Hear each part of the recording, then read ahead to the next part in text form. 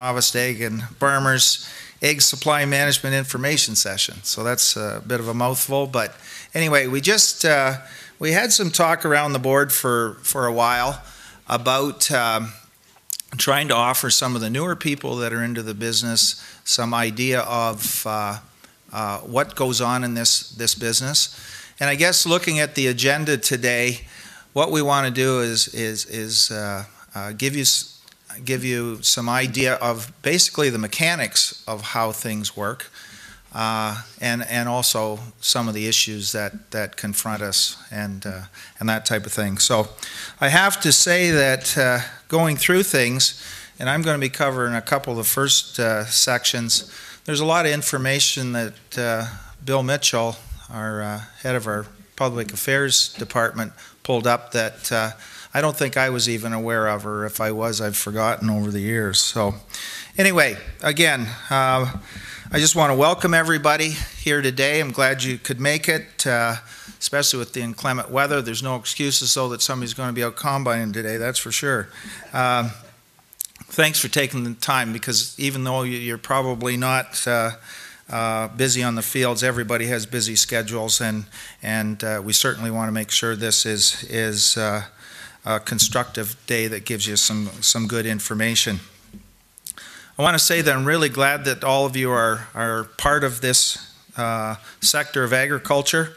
I'm sure you're enjoying the challenges, sometimes maybe not enjoying the challenges, but there are numerous challenges in this business, but there's also lots of opportunities that come from producing eggs.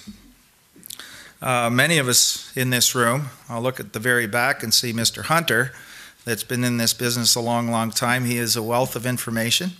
A lot of us have been in this business our whole lives.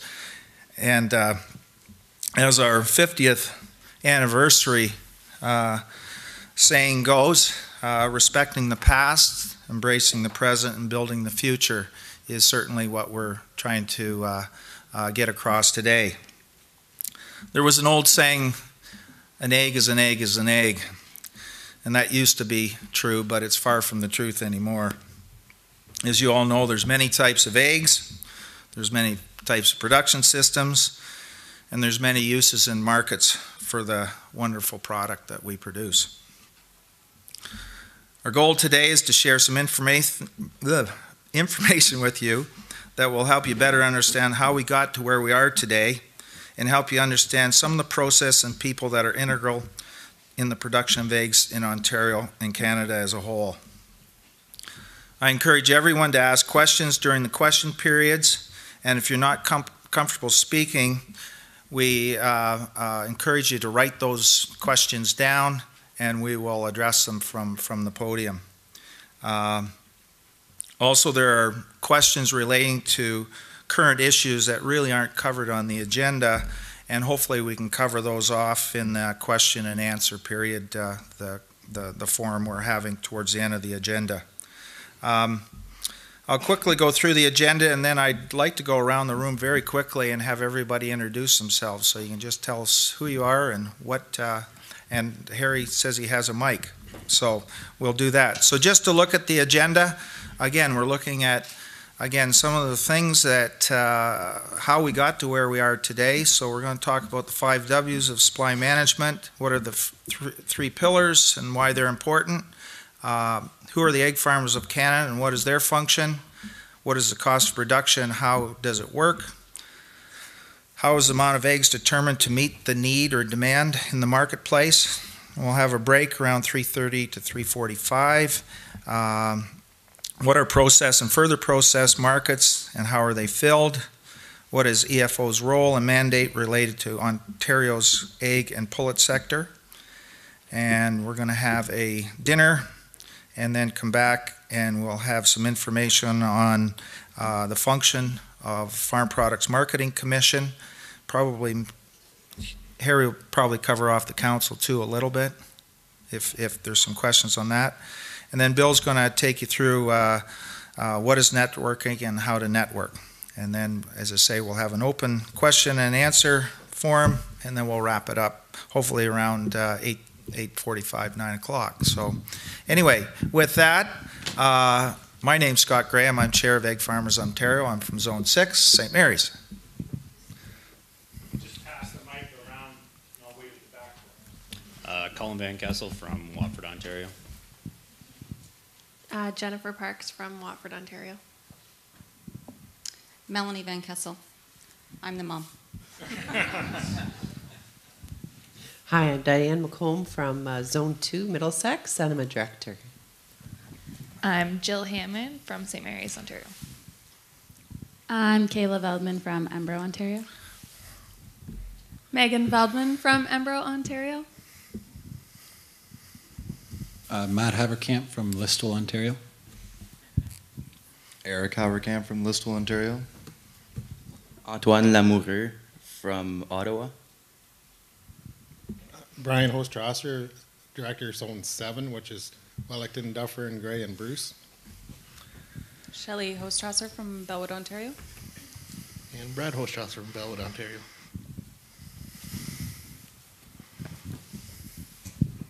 Chris Mullett-Coop, Zone 4, Niagara. Brett Graham from St. Mary's, Ontario. Josh Veldman, St. Mary's, Ontario. We're done. Good. Who are you? Who did I miss? Oh, staff. Staff, here we go. Staff, yeah, no, yeah, but because in your package there is also a list of staff, and so we'll introduce the staff as well, then start with Judy. And what you do. Judy Keene, Director of Policies and Quota Affairs, so if any questions you can direct them to me in regards to quota or the QTS. More than happy to help you with them. Hi, Valerie, Director of Corporate Affairs. Anything to do with the board, the chair, and the GM, or anything else?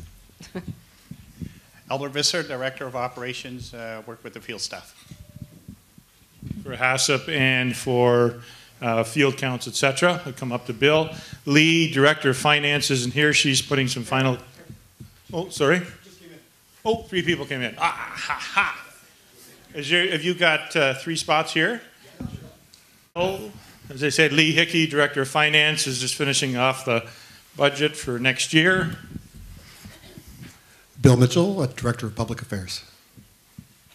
And Harry Pellicero, General Manager, Egg Farmers of Ontario. Over to you, Mr. Chairman. Thank you. Thank you. We have Jennifer up here, too, who's staff. Well, again, welcome, everybody. And I have to actually, I think this is as good a time as any. I want to thank some of the people out here, and I'm not going to get all the names, and I'll either forget somebody or get the name wrong, but I know we have several of the people that have been part of our new Who Made Your Eggs Today campaign as our next generation. So I'd just like to have them stand and give them your applause. So, Bouchane girls, Kayla, Josh. Again, I think there was supposed to be a couple more here, and maybe they'll be here in a little bit. But anyway, I want to thank you guys on behalf of the board for everything you've done. It has really resonated well with our consumers and our retailers, everything like that. And I just want to really thank you for your involvement. We have 2 other people that just came in as well. But we'll let them introduce themselves at supper. So I've got 2 spots left already.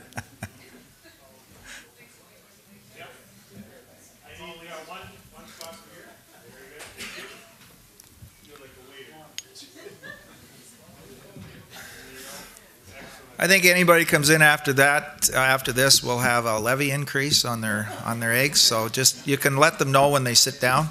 So, what's that?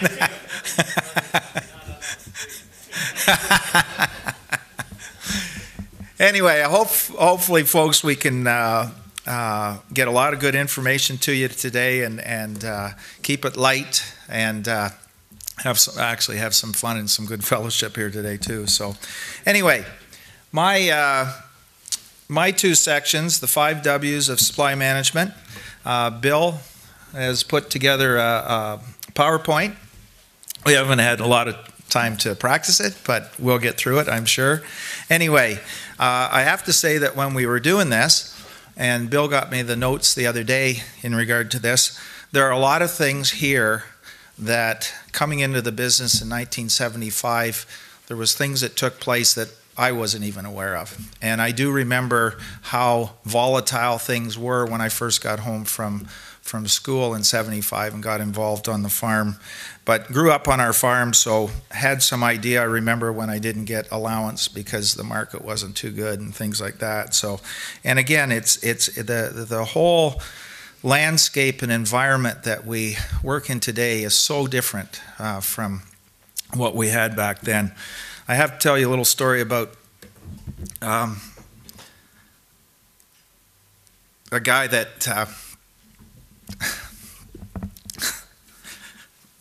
it's just stupid. Anyway, worked for me for 42 years. So he went through the whole time of, you know, when there wasn't much money being made and everything that we went through in the 70s and 80s. Anyway, we had a young guy that was working when Brett was, I believe, at school, and we used to sit and have a coffee, and we'd just say to Ryan, he said, Ryan, you wouldn't believe some of the things that used to go on around this farm and that type of thing. So the stories could go on forever about some of the things that went on poultry farms and agriculture in general back 40, 50 years ago. And as I'm really proud to see how we have progressed in not just the egg business, but everything in regard to agriculture. So anyway, I'll get started on this, a big picture overview of things. There's a lot of history behind our effective marketing system, and many people in the industry, especially younger and new farmers, need to know how and why the system developed the way it and how it works today. The purpose of this brief overview is to provide that background, so let's review the 5 W's of the supply management of eggs. When? The early 60s saw an alignment of market forces and political vision that created the conditions for the creation of Canada's supply management system for the egg, poultry, and dairy farm sectors. Why did it develop? There was market chaos with violent supply swings. As I say, no allowance at times, things like that. Spoiled surplus products and prices below the cost of production. This was true of most farm commodities, but especially so for eggs and milk. You can imagine these conditions were not good for anybody, not just for farmers, but also consumers, retailers, processors, and also governments. The Ontario government struck a commission of inquiry in 1963 to deal with the chaos. Because milk and eggs are perishable consumer staples with long business planning horizons, managed markets were proposed as a solution. The Commission report laid much of the groundwork of what we now see as supply management today. The precursor of Egg Farms Ontario was created in late 1964. Rob, I'm going to ask you, what was the name of that? What did they call the organization that came in before Ontario? Yeah? Chicken Fowl Producers Marketing Group? Something like that? Yeah. Anyway, there was an organization in place that was representing people in these different sectors. Provincial egg board structures were developed across Canada, and this preceded the National Board's formation in the early 1970s. Who? The political pressure that built up over decades, and many different players were involved. It's interesting, this was first introduced by Federal Minister of Agriculture Bud Olson for the beef and pork business, which is really interesting when you look back, you know, today. By the time they looked at instituting in those sectors, the market had turned around, and they basically said they wanted to just carry on in the free market system. Two of the most notable of these were the Ontario Agriculture Minister Bill Stewart and Canadian Agriculture Minister Eugene Whaling. I had the opportunity, I know that some of us that have been around for a while had the opportunity to meet Minister Whaling at times. He was a really dynamic guy that really believed in supply management. I remember seeing him one day in London. I was over at a meeting with my father, and we got in the elevator with him. He had a great big green Stetson on, and we got talking about supply management and talked about, you know, why maybe some of the red meat sector wouldn't get involved. And he said, well, they're a stubborn bunch and everything like that. And he said, boys, I got the plan right here in my back pocket whenever you want it. So he was one of those guys that really left an impression with you. He was a really dynamic guy. He gave us a great profile from an agricultural standpoint. In my mind, probably one of the most prolific ministers of agriculture, that I can remember. That's for sure. And again, both of those men were just really instrumental. Again, just getting away from things a little bit. I believe that Bill Stewart instituted supply management. Is that correct, Bill? In Ontario. So it wasn't even, they thought there was that much need that it needed to come out even without a vote. When again in part two, early 70s saw the egg farming sector facing its biggest pressure during the period of high surplus production. And again, I was down at school in the States at that time. I remember seeing some of the headlines out of the papers of warehouses with eggs that were not getting to market and were rotting and that type of thing. So a lot of things needed to be changed at that time. Egg prices in 1971 hit a low of 21 cents per dozen with a cost of production of 34 cents. Royal Commission into the egg industry in Ontario was released in 1972 and recommended an egg marketing board in Ontario with the ability to allocate quota and set minimum prices. Ontario Agriculture Minister Stewart acted in January 1973, as I mentioned, to create the Ontario Egg Producers Marketing Board with full marketing agency powers, including the ability to purchase surplus eggs. I believe, again, at that time, Bill, that's when they put as full agency powers. That's when the other pillar came into being able to have some border control. Is that correct? Yeah. Okay, so that was a real turning point in the whole progress of supply management, because you can imagine we had, especially our greater community at that time, was finding it very difficult. You know, you'd have a cost of production, you could control your supply of eggs within the province, but you had no way to control that supply of eggs coming in. So once that was, once we got full agency powers, we got some of the people that were big players in our business that came into line and started to support the system. The last responsibility was later transferred to the Canadian Egg Marketing Agency, CEMA at that time, which is now EFC, which later became Egg Farmers of Canada. A number of votes by egg producers were held during this long process, and one vote in 1975 was 83% in support of implementing a full agency system for eggs in Ontario. So again, the next section I'm going to touch on is the three pillars, and again, that's when these three pillars came into effect. Just to take it a little further, and again, not on the PowerPoint, but again, I think it's important to look at, even as we moved out of the 70s and into the 80s, and some of the challenges that we came across. It was a time where we had a lot of consolidation among the farmers. A lot of people picked up quota from people that weren't utilizing that quota. At that time, believe it or not, we had a leasing program that you could lease birds from another producer and put them into production because, again, there wasn't enough return that justified putting them into production, especially in some of the older facilities and that type of thing. So people that were building and that type of thing would start leasing birds. This was all done through the feed companies, and it was needless to say, a crazy time. We were also faced with some really high interest rates back in the 80s, in the neighborhood of the high teens into the 20s for lending or borrowing money. Again, that brought its own set of challenges, and I guess the point I want to make on that is our lending institutions were not near as supportive as they are today. Would that be correct, Craig?